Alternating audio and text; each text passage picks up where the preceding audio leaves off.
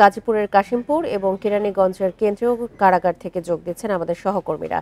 শুরুতেই যাচ্ছি গাজীপুরের কাশিমপুর কারাগারে, সেখানে আছেন আমাদের সহকর্মী আবুল হাসান। আবুল হাসান, কাশিমপুর কারাগার থেকে আজকে কয়জন মুক্তি পেয়েছেন?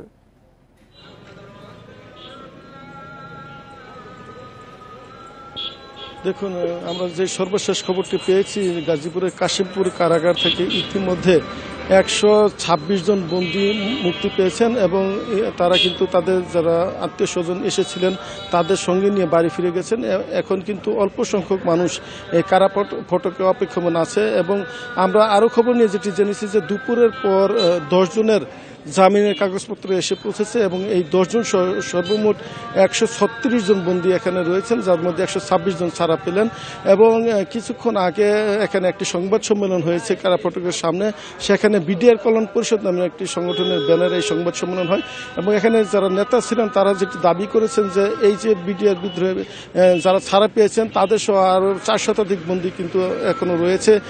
তারা বলছেন যে এই বন্দীদেরকে নিঃশর্তভাবে মুক্তি দিতে হবে এবং যে বিশেষ ট্রাইব্যুনালের মাধ্যমে বিচার হয়েছে 18টি আদালত, সেই আদালতের কার্যক্রম যেন বাতিল করা হয় সেই দাবি তারা তুলেছেন। এবং নতুন সরকারের কাছে তারা বলছেন যে এই যে বিডিআর সদস্য যারা দীর্ঘদিন কারাগারে ছিলেন তাদের যেন পুনর্বাসন করা হয় এবং তাদের যে চাকরি ছিল সেই চাকরিতে তাদের পুনর্বহাল করা হয়, এরকম দাবি তারা করে এখানে কিন্তু সংবাদ সম্মেলন করেছেন। এবং যারা আত্মীয় স্বজন ছিলেন তারা কিন্তু সকাল থেকে এই কারা ফটকের সামনে অপেক্ষায় ছিলেন এবং দীর্ঘ অপেক্ষার পর যখনই কোনো বিডিআর সদস্য এখানে এসেছেন তাদের স্বজন পরিজনরা তাদেরকে কিন্তু ফুল দিয়ে বরণ করে নিয়েছেন। এবং আমরা যেটি দেখেছি যে বিকেলের পর আত্মীয় স্বজনের ভিড় কিন্তু অনেকটাই কম, এখন কয়েকজন মানুষ এখানে আছেন অপেক্ষমান, আর বাকি যারা ছিলেন তারা আত্মীয় স্বজন এবং যারা মুক্তি পেয়েছেন বিডিআর সদস্য তাদেরকে নিয়ে বাড়ি ফিরে গেছেন। এখন অনেকটাই কারা ফটক ফাঁকা চলে এবং সকালের যে ভিড় ছিল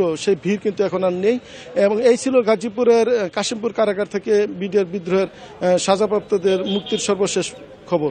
আবুল হাসান, আপনি সঙ্গেই থাকুন। এবার আমরা যাচ্ছি কেরানীগঞ্জের কেন্দ্রীয় কারাগারে, সেখানে আছে আমাদের সহকর্মী শামীম আরমান। শামীম, এখন পর্যন্ত কেরানীগঞ্জ থেকে কতজন মুক্তি পেয়েছেন আর চাকরি ফেরত ও পুনর্বাসন চান মুক্তিপ্রাপ্তরা, এই বিষয়ে কি কিছু জানা গেছে প্রশাসনিকভাবে?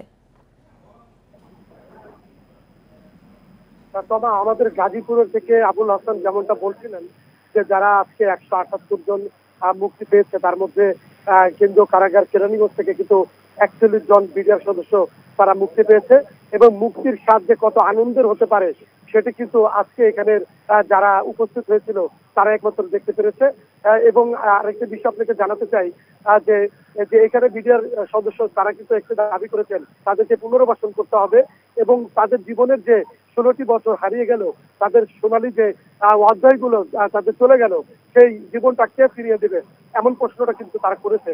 পাশাপাশি তারা বলেছে যে যেই সন্তানকে ছোট রেখে এসেছিলেন সেই সন্তান বাবার কোলে আসতে পারেনি বা বাবা তাকে জড়িয়ে ধরতে পারেনি, স্ত্রী তার স্বামীর পাশে থাকতে পারেনি, এমন অনেক আবেগঘন পরিবেশের কিন্তু এখানে সৃষ্টি হয়েছে।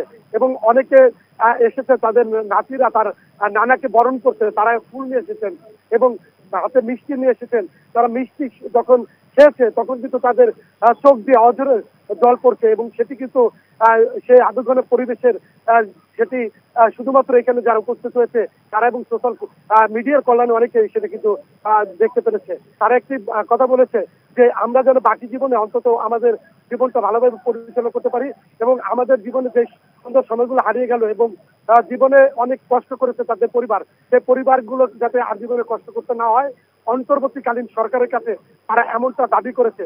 তারা আরেকটি কথা বলেছে, তারা যেন আর কোনোদিন এমন শিকার না হয় এবং মিথ্যা মামলা তাদেরকে যেন এমন কারাবাসের অন্ধকার জীবনে তাদেরকে তলিয়ে থাকতে না হয়। তারা চান সবসময় আলোর মুখ দেখতে এবং ভবিষ্যতে যেন কোনো বিডিআর সদস্যকে এমন মিথ্যা মামলায় দীর্ঘ বছর কারাবাস করে তাদেরকে পরিবার থেকে বিচ্ছিন্ন হওয়ার মতো কোনো ঘটনা না ঘটে, এমনটা কিন্তু তারা দাবি করেছে। এবং সর্বশেষ আমার কাছে তথ্য মতে 41 জন সদস্য তারা এক্ষেত্রে বের হচ্ছে। তো আমার কাছে এই ছিল আমাদের কেরানীগঞ্জের কারাগার থেকে সর্বশেষ সংবাদ। গাজীপুরের কাশিমপুর এবং কেন্দ্রীয় কারাগার থেকে জানাচ্ছিলেন আমাদের সহকর্মীরা।